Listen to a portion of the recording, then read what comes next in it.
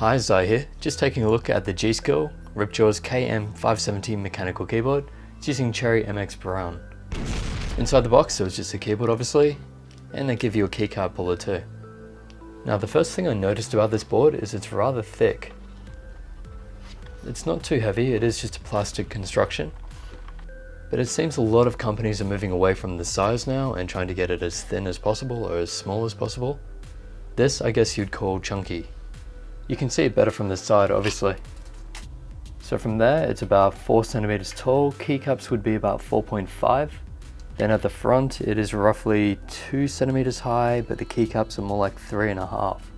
The actual board dimensions are 45 centimeters by about 16 centimeters. In fact, it really reminds me of just one of those old keyboards. I think one of the IBM ones from back in the day when we used them at schools. Which isn't a bad thing, it's just different to actually see in this day and age. Although a nice touch is you can hold function key and open Explorer, Web, Mail, Calculator. Then you have the N key rollover, Mode, that's lighting mode by the way. Just a wave of some kind. Breathing mode. Light up random letters and keys for some reason. And we have an outward wave. Then we just have per key lighting. And there's also a white backplate to help the light stand out just that bit more. And of course we have the standard media controls too, which is always good to see. You also have mute and volume up and down, and macro record over there. And down here we do have brightness control. It looks like I had it all the way up. And these down here are changing the speed of it. So I can slow it right down and speed it up again. The cable is about 2 meters long, braided and fairly smooth, but also quite stiff. Not that that matters when it comes to keyboards. It's also off center too, more to the right. On the base there's no cable management system, and of course no USB ports anywhere. Does have some feet.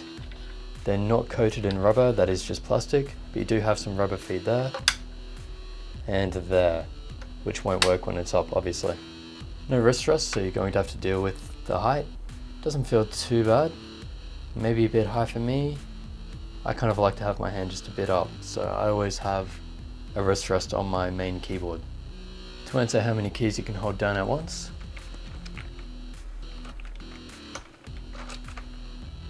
the answer is all of them that you can press, as seen there.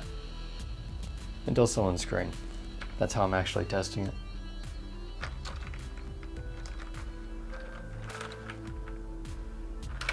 In terms of build, it feels quite solid. It's a matte finish, so it doesn't pick up on fingerprints. But if I really press on it, it doesn't feel like it's going to break, and it's not creaking and cracking either. So that's a good sign. So it's a solid build. Now these are the Cherry MX Browns, but you can get them in blue, red and silver. Silver is the speed switch. I'm just going to give you a quick typing test so you have a general idea of the board acoustics and overall what they sound like. Some boards can have a ping sound and that can get annoying, so hopefully this will sound better. I'll just start with single key. All good. No ping sound, they actually sound fairly high quality. Now moving into some typing, and that's exactly what I'm going to type.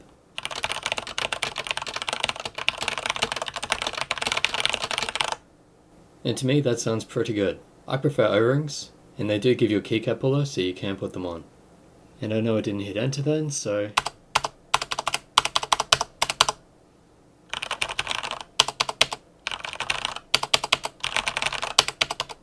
this is me not typing by the way. One thing I've noticed on mechanical keyboards pointed out to me, some you can really once you push there, the key actually tilts up really badly. This one seems fine. There isn't much movement on these. And in case you haven't noticed yet, you do have the caps lock, scroll lock, num lock lights up there, and the final light there is actually Windows lock, which is that one there, F5. For gamers that is a necessity, because unfortunately sometimes we do slip and we do hit that Windows key, usually during an intense moment where we really don't want to. Now here are some Overwatch highlights while I give my conclusion. Other than macro functionality, you can game on any keyboard. There might be some advantage to speed switches in some games, but I didn't find any in first person shooters. So I generally recommend that you find a board that has the features that you want to use, the right design, shape, size, even the right lights, and then the right price, and get that. The market for this kind of board has a lot of competition, so hopefully it has some features that you want that you can't find on others. For what it is, it's pretty good, but I've used a few cheaper ones that I think I'd prefer to own. Maybe if they put this one down to about $75, then it would be competitive. At the current $99 on Amazon though, if there were no others, it would seem fine. But as I said, there's a lot of competition at that price point. So it's a good board with a lot of competition, so I'm not sure if it's going to be better for you, or if one of the others are going to suit you more. And also, there's an RGB version of this board, so maybe you will want that. Hope that helps you decide anyway. Special thanks to G-Skill for sending this out for review, and check the description for links somewhere to purchase them. As always, subscribe, share, and like this video, and I'll catch you in the next.